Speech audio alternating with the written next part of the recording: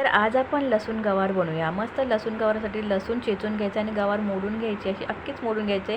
वरचा भाग आणि मागचा भाग कापून घ्यायचा आणि छानपैकी अख्खी गवार मस्त तेलामध्ये लसूण चेचून टाकलेला, साल न काढता टॅमॅटो टाकून घेतलेला आहे आणि गवार परतून घेतले तेलामध्ये आणि छानपैकी हळद मीठ हिंग मसाला टाकून घ्यायचा, इकडून तिकडून परतवून घ्यायचं आहे। याच्यात थोडंसं पाणी टाकून शेंगदाण्याचं कूट टाकून घ्यायचं आहे, मिक्स करून घ्यायचं आहे आणि छान शिजवून द्यायचं आणि सगळं पाणी आटून घ्यायचं आहे। म्हणजे छान अशी भाजी बरोबर, भाकरी बरोबर, चपाती बरोबर, कशाबरोबर ही भाजी ना छान लागते। ही भाजी भाताबरोबर पण छान लागते, नुसता भात करायचा ही भाजी केली, तोंडी लावायला केली तर खूप सुंदर लागते भाजी।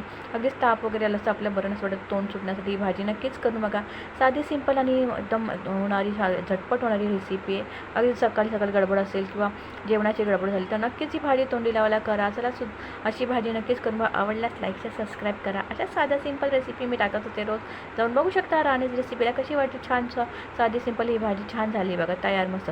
आणि अशी गवार खाली तरी खूप सुंदर लागते, छान अशी पौष्टिक गवारीची भाजी तयार। चला तर पुन्हा भेटू, तोपर्यंत बाय बाय।